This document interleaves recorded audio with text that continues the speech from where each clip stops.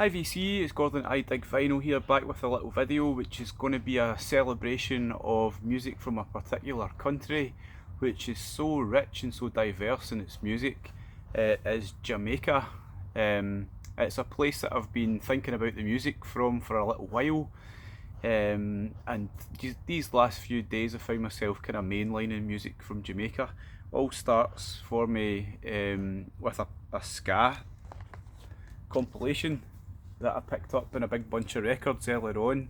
I've been listening to this a lot and it got me thinking about sort of connections through from the sort of music that starts off here in the early 60s all the way through to the amazing reggae of the 70s and into the 80s. So basically what I thought I'd do is I'd just show off some records from my collection that are all from artists from Jamaica.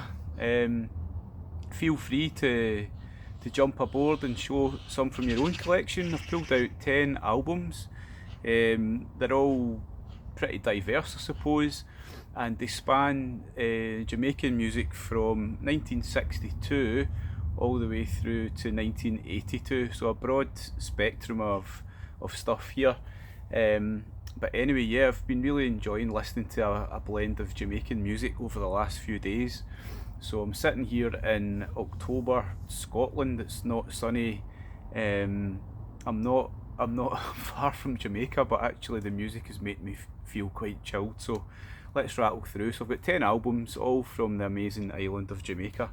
So start off with a ska compilation. It's intensified original ska from 1962 to 1966, and I'll just let you see the songs that are on it. Great collection of music, and it was interesting to me to kind of realise a lot of things that I didn't really know about Jamaican music when I dug out these records and started to sort of read about them a wee bit as well as just listening to them. So this one, for example, we've got 16 different songs by a range of different artists, all the kind of classic ska sound.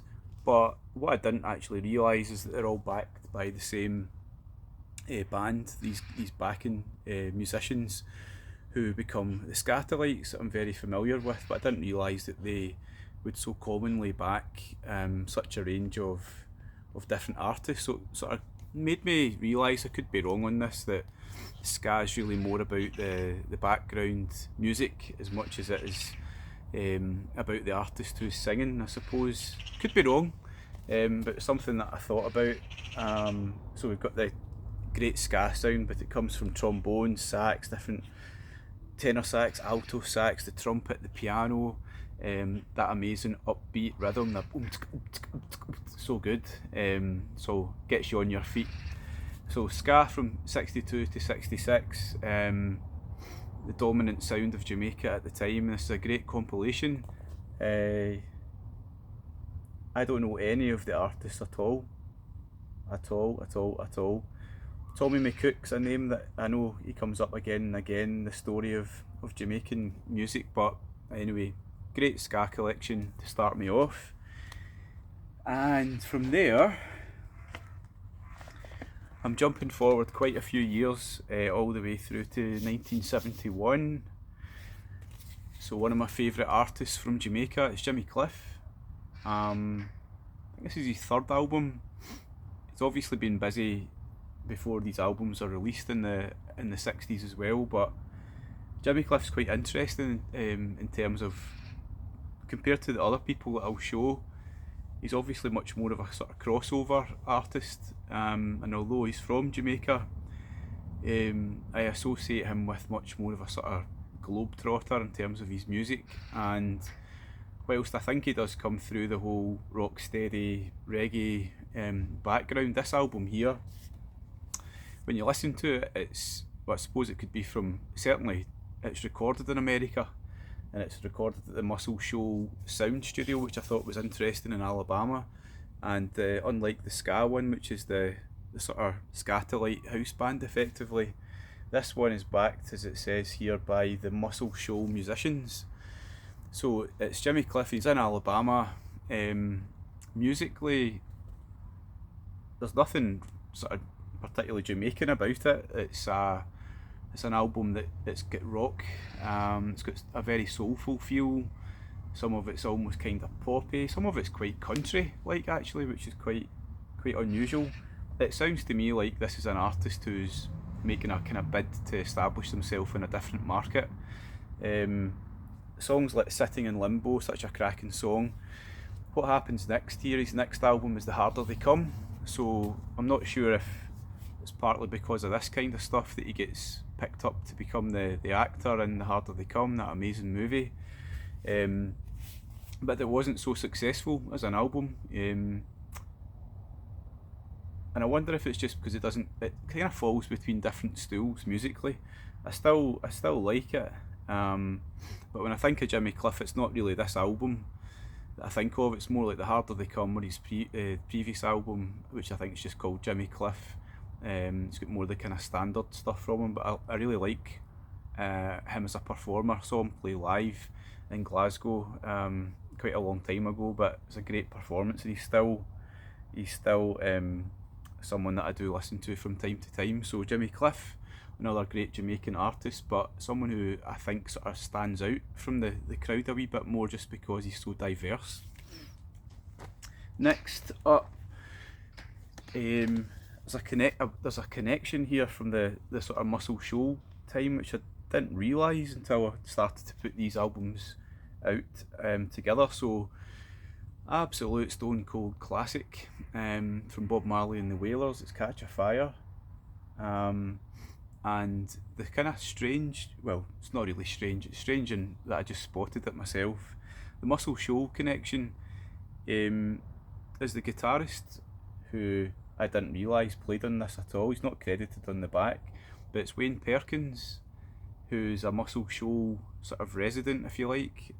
He didn't play on the Jimmy Cliff album, but he plays on 3 of these tracks.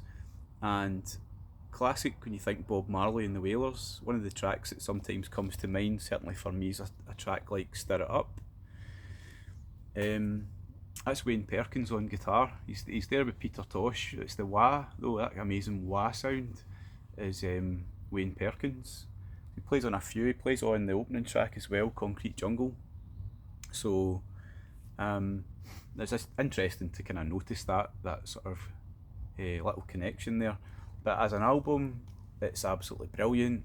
When I thought about putting these albums together, I was going to keep Bob Marley out because he's just such a colossus.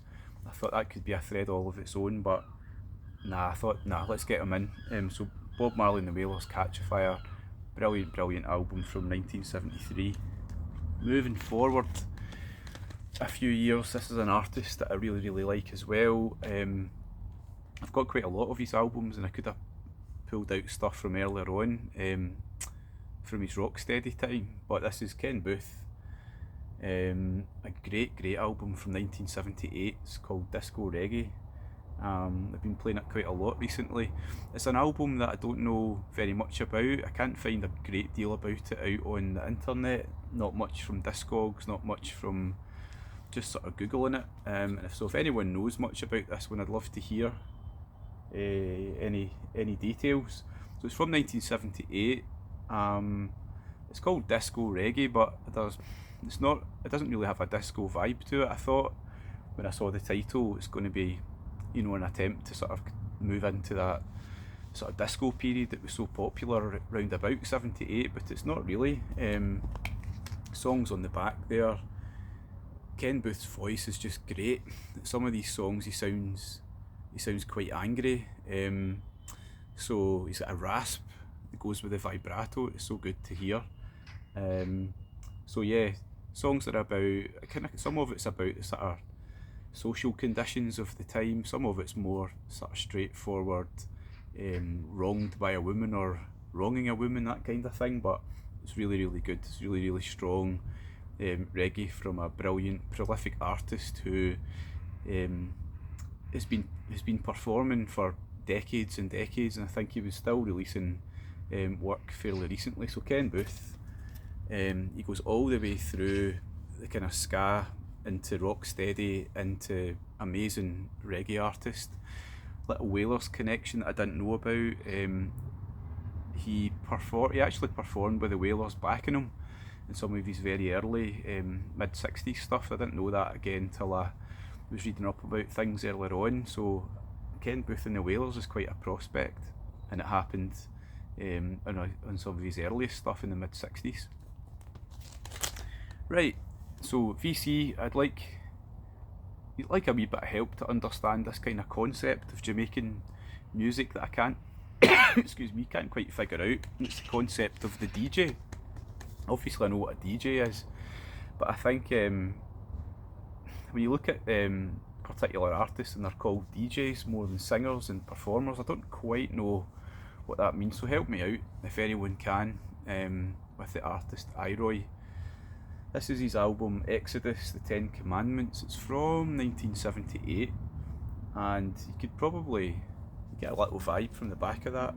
If you look at the wording of Exodus, the lettering of it is, I think, pretty reminiscent of the Bob Marley album, and that's because what this is a kind of DJ take on Bob Marley's classic album, but I can't quite figure out what that technically means.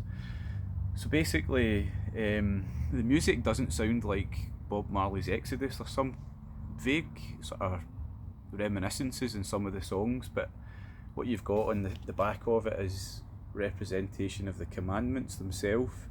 It's cool sort of reggae style beat in the background as well. But when I looked into him, he's described as a toaster or a toaster DJ. And I can't quite figure out just what that means. Is it just that he effectively sort of speaks, sings, raps almost over pre-recorded music? Not too sure. I believe he took his name from a kind of more established Jamaican musician called IROY, who's also a DJ.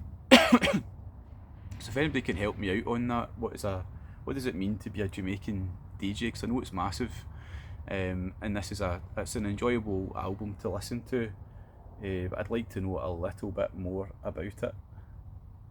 Okay, moving on to 1981,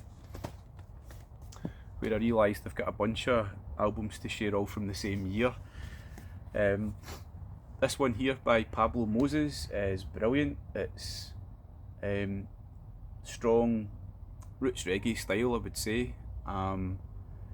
Interestingly, the music, sometimes it seems like the guitar's been replaced by synths, and it really works well. It's still got that sort of choppy reggae rhythm, but on a synth rather than a guitar. Great singer, Pablo Moses. I think he's released many albums, but this is the only one I have.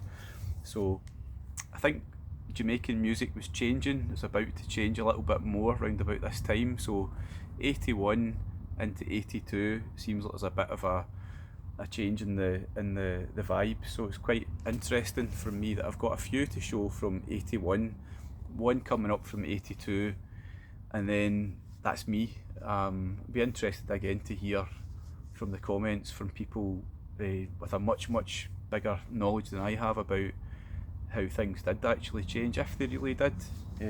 So 81, Pablo Moses, and another one from 81, which you can see it's been a wee bit doctored here. So Peter Tosh, amazing artist, founding member of the Wailers alongside Bob Marley and Bunny. So a brilliant musician. This is, I think, his fourth album in his own right, from 1981. It's a little Rolling Stones connection again. You can see there it's released in the UK and Europe on Rolling Stones record. So it's Peter Tosh, Wanted, Dead and Alive. I like this album. I can see from reading up on it, it's not massively well rated, but I think it's a good effort. Peter Tosh himself is an artist that I think is a great musician, great singer, great performer, really strong in terms of his convictions, and obviously tragic end to him when he's murdered. I think it was about 87, a terrible home invasion episode, but a great artist, great musician. I do like this album from him, and I'd quite like to check out a wee bit more of his solo stuff. So back in the day, the stories say that he taught Bob Marley to play guitar. I'm not too sure if that's actually true, but I know they met as teenagers. Their first band, they're actually called the Teenagers, Marley and Bunny. So they go way back, and I think he's a good artist in his own right from 1981. Another one from 1981. There's an artist that I didn't really know much about till I started to look into him in the last few days, Dennis Brown. And I didn't realise that Dennis Brown was so prolific. So he actually started off he was known as the Boy Wonder. First, I think it was a single, if not an album itself, was released when he was about 12, and he was hugely successful as a 12-year-old. Released on loads and loads of albums, a huge number of albums, I think 75 or something like that over his career, and he died young. He died in his early 40s, I believe. And I didn't really know much about him at all. Reading into his life, it looks like he was hugely sort of revered in Jamaica and very popular across the world, but he's escaped my radar completely. So I think I'll definitely check out more of his stuff. This is his album Foul Play. It's the first one on A&M Records, released in the UK on A&M Records, and again, sort of mixed reviews. I like it though. It's a kind of mixture of sort of roots reggae, a little more kind of chart friendly stuff as well, but he's obviously a really good artist. A little connection, that's Joe Gibbs. Joe Gibbs, obviously I didn't know this, but Joe Gibbs is a name that goes back to the very start. It goes back to, I think he might be a fairly near neighbour of Bob Marley, but he's involved with sort of teaching the Wailers to sing, and there's information about him sort of teaching them to play their musical instruments as well. So he's a performer predating the likes of the Wailers, and he goes in to be a producer, an artist in his own right. So Joe Gibbs comes through here. It's interesting seeing how all these connections sort of weave together when you start to look into Jamaican music. And there's another connection just to say here as well. Next one is the Wailing Souls. Again, I think it's 1981 again. So more roots reggae stuff from 1981. It's their album Inch Pinchers. Now, when I was listening to this before, you know, sometimes you pick out weird and wonderful things inside a sleeve. So pick this out, and whoever it was back at the time, they had taken a little newspaper clipping from it's a newspaper or magazine called Black Echoes, and it's a review of the album. It's really cool. Talks about the album itself, it talks about the artists involved, and there's a few of those names that pop up again. It's interesting it talks about after the death of Bob Marley, the direction that Jamaican music, reggae music took, and how the Wailing Souls were sort of bearing the torch of it along with a couple of others. And Joe Higgs, I didn't know this, but Joe Higgs was a member of the Wailing Souls at one point, so you can see those connections again. So it's interesting that. So it's a good album. It's sort of classic, I think, roots reggae. Some politically conscious stuff, criticisms of the lifestyles of certain people at the time, and there's a few more sort of accessible, just love related stuff, relationship kind of things. Good album, good listen, and it was interesting to find that little slip inside it as well. So they're all from 81. So I was reading about evolution of Jamaican music.